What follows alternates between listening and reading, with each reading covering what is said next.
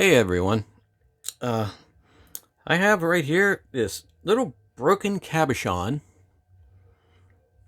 and it's a piece of agate, and well, of course it's broken. And you know what we're gonna do? We're gonna fix it. Okay? I find a stone and take it home and polish it and hope it shines, and also there's a chicken.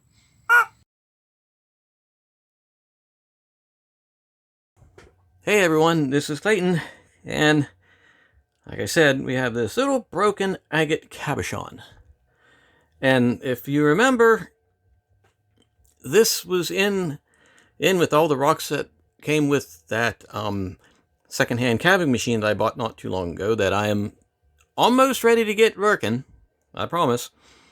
I had to make room for the thing first because I don't got a lot of room in here. I just don't got a lot of room. So it wasn't a big hurry to get it working, not to have any room to put it in. So anyway, where was I? The cabochon, yes. In with all the rocks that came with it was this little piece of agate that was broken. And I'm like, we got to fix that. So if you look at it, it was, well, I'd say it was a fairly nicely done cabochon. Let me zoom in on this a little bit. Yeah, it was nicely done. There's some undercutting to it, you can see. Probably with the stone itself and not something that the person that did it did. But, it's KO'd there, so we can just, I don't think it's going to be hard to fix it. It's going to be smaller than it was, that's for certain. I think we can just I think we're just going to go with the dop stick first. Or I could try to do it by hand. But yeah, we'll try to do it by hand first. I think that might be better. So let's just take this over to the wheel and shape this in a way that's going to make it more desirable. And get rid of this gnarlygook here on the side. So I'm thinking it's going to end up being a teardrop. Don't know if I should make the white the top or the black. Actually, there's more up here, so we'll make this the top of it, and then bring that down around, and yeah, we'll do that and go from there. Right. So meet me at the wheel.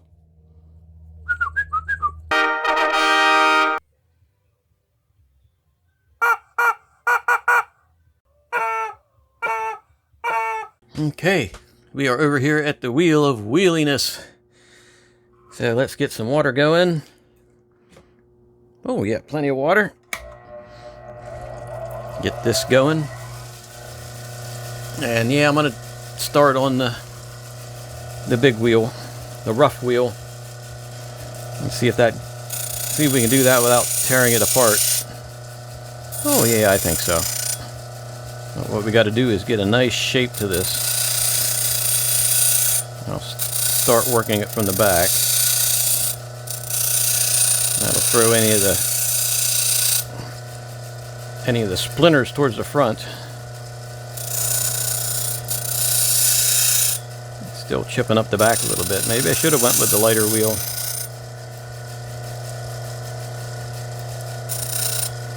Did that get lighter?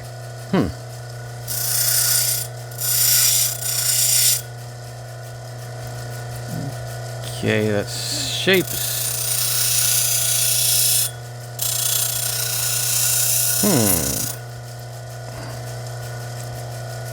I'm actually going to have to reshape this side too a little bit.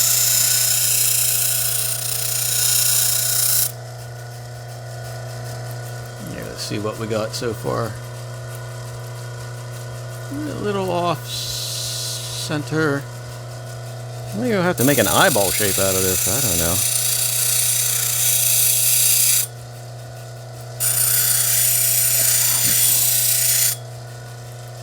Who knows what it shall be?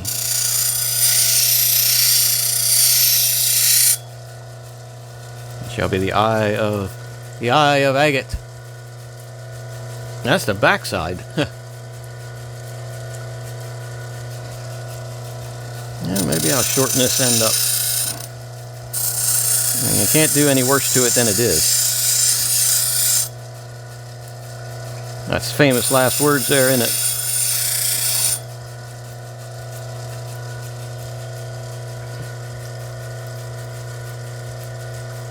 Okay, I think we're getting a pretty decent shape here.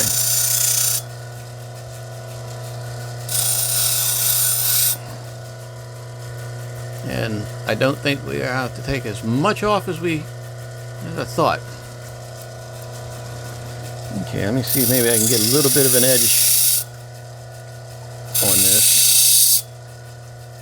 Yeah, this stone is pretty hard. And it's got a rather flat dome on it. And I think I'm going to put more of a domey dome on there. The domey dome of dominess.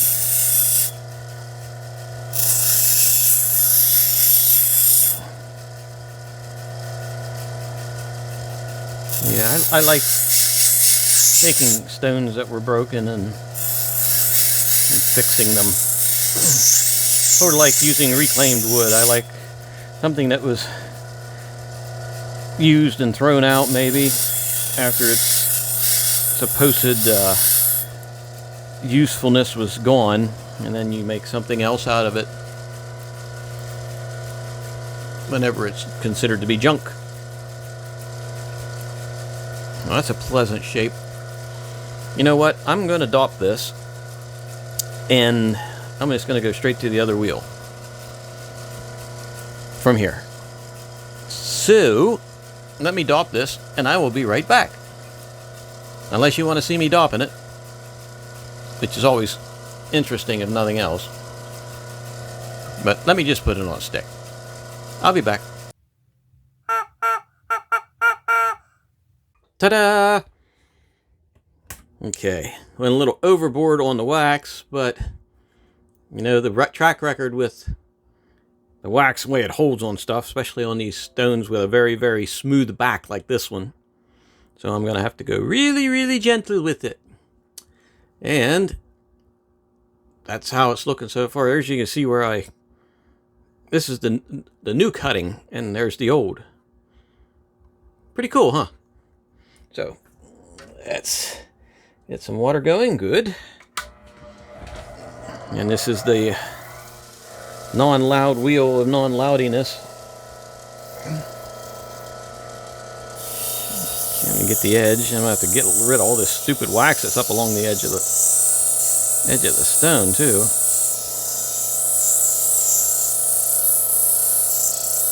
You can feel the wax grabbing the diamonds. I'm going to have a different setting edge on this one than that one did, and I'm also going to have a higher dome. The other one had just like a cut side, a really shallow, almost flat dome. I mean, that's fine. I just don't prefer that. Preferences, you know. Let's see, how does that setting edge look? Not too bad. I doubt I'll be setting this stone, but as long as I can practice putting a setting edge on, that's pretty good, I say. Doesn't hurt to practice. And I always seem to put a little bit steeper setting edge on than a lot of people do.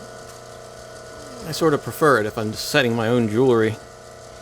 That setting edge is still pretty, almost 90 degrees.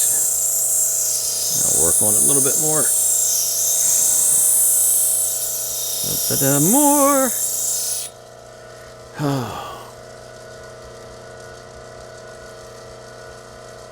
I think we'll go with that. Let me take this down. Somebody wants me.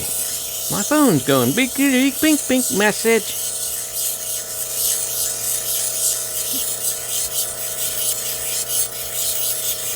Oh, and speaking of messages, yes, it's that time again. If you have messages to send, call Mrs. Cluck's Chicken Ducks. Yes, Mrs. Cluck's Chicken Ducks has a messenger and carrier service since 1974. In the old days, back in the 70s, they used to use carrier pigeons, but now they use electronic pigeons. I'm not making this up. Yes, Mrs. Cluck's electronic pigeon carrier service.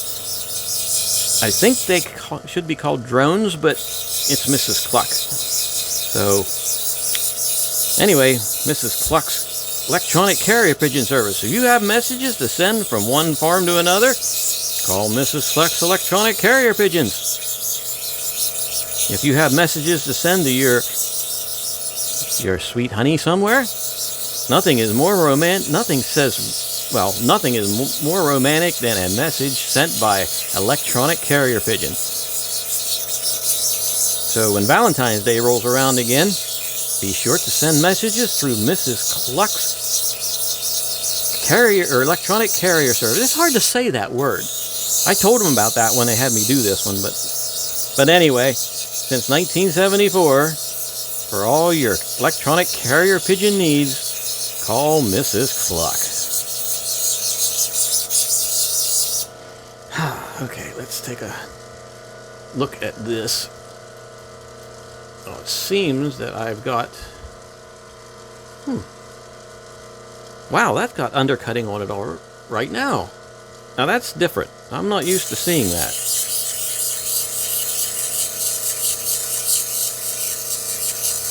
Now I'm wondering if this is agate.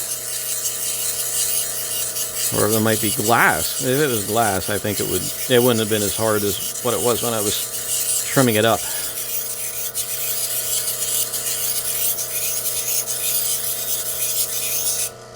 Okay, let's see. Is there even any water on there? Yes, there's water.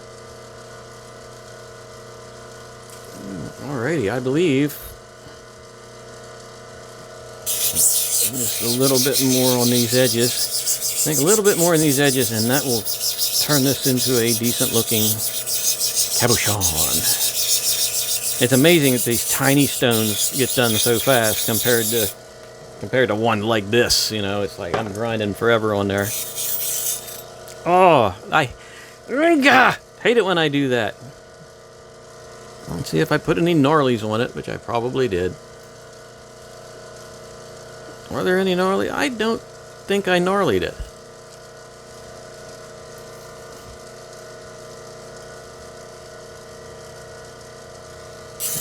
But let's give her a couple whacks around just to be sure. It won't hurt to go over it a little bit more. One of these days I'm going to get me some real high quality gemstones to cut.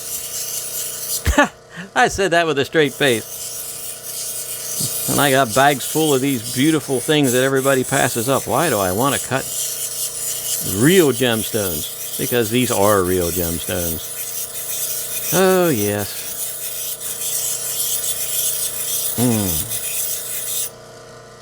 Okay, what do we have? We have a very pretty looking stone. I don't see any major facets. I don't even see any corporal facets. Okay, so I say we shut off the water. Take this apparatus over to this wheel. Change this here angle of the do flingy wangy. And check that's about it. Yep. We can turn this one off. Scooch ourselves over. Let's see. We got water going.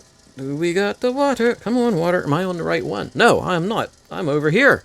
I'm over on that wheel. No wonder the water isn't coming out. There's the water. Yes. So this is the more loudy wheel of loudiness.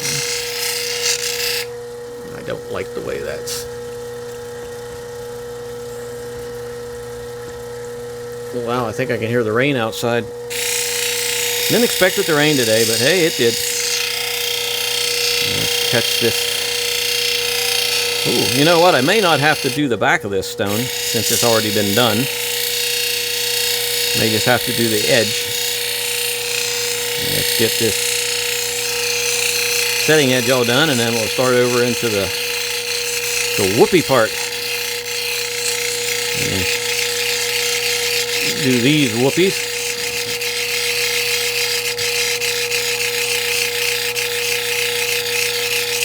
I like to cut agate. Agate's nice. Extremely varied. I have a few agates here that I've sliced up and cut at times, and when I take them to the shows, agate seems to be the gem of choice. Probably because it's so colorful, or varied colors. Varied, I say.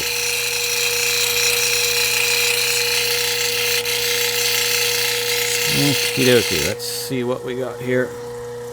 Give it a somewhat dried off appearance, and hey, that's looking pretty nice. One drop of water. Whoa, is that a gnarly gook right there? That's a flippin' gnarly right there, isn't it? Come on, where's the focus? And where's the water? There it is. Darn it, right there's a gnarly, right on top. I'll be darned. I wonder if I can get that out with the 600 grit. Why didn't we see that gnarly? Well, that gnarly may have appeared from cutting down into it a little bit. And I think we've got the gnarly out. Did anybody else see the gnarly? The gnarly is gone. Or else the gnarly was a drop of water. But I think it was a gnarly. It was gnarly divots. Son. Gnarly divot. Tiny divot. The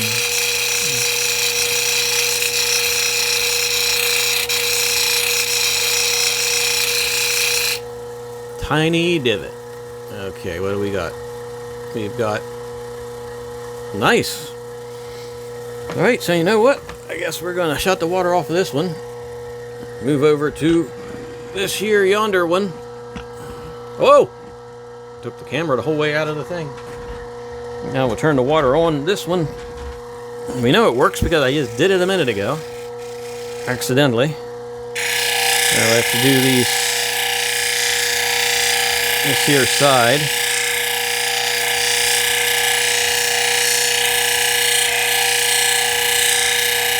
The gnarly divot edges.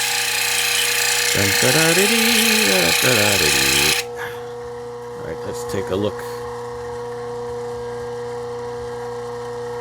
That's looking nice. That's looking really nice. And I don't see the undercutting that I saw in it before. Let's do that real. Give it another quick once over and then go straight to the cerium oxide. That would be nice if we could get rid of that undercutting. And it makes me wonder, if we do get rid of it, how it got there in the first place. Okay, so yes, I believe we are doing very well on this stone right now. And if there is undercutting, it is at a minimum. Alrighty, so I'm going to take this over to the cerium oxide wheel, and after I'm done with that, I'll meet you at the desk. Alright, to the oxide.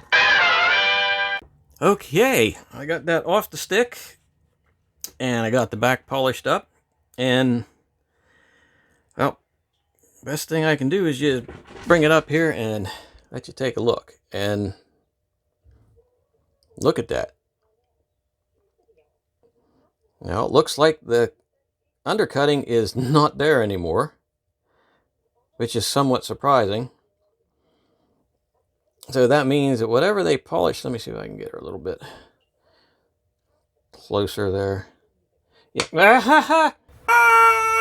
That means whatever they were using to polish it was not doing its job right. Because you can see, well, let's see, even put this back down to normal. and bring it up. There is no undercutting is gone. I got to move my hands away so it'll focus. Yeah, there we go. That undercutting is gone. Oh, come on now. It's so small it just runs away. Got a little bit of chip back here. And that was from the big wheel, which I probably shouldn't have used on this. Go back to some zoom in.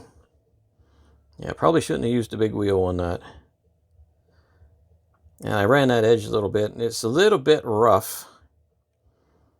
But overall, that is really, really, really nice. Really nice.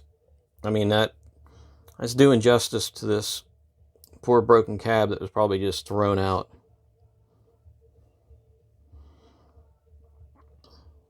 So, my God, it looks like an alien. Alien, take me to your leader. Okay. But anyway, I think I can safely say that this stone is a win. So, if you like the video, push the button down there, like it, subscribe to the channel, and hit that bell because, like I said, sound like a broken record, that bell will tell you when I do stuff like this. Then you won't have to get on and say, oh, look, Clay put some more stuff up. I wish I'd have known that 2 hours ago. But, hey, you know what I mean? So anyway, thank you for spending some time with me, and have a good evening.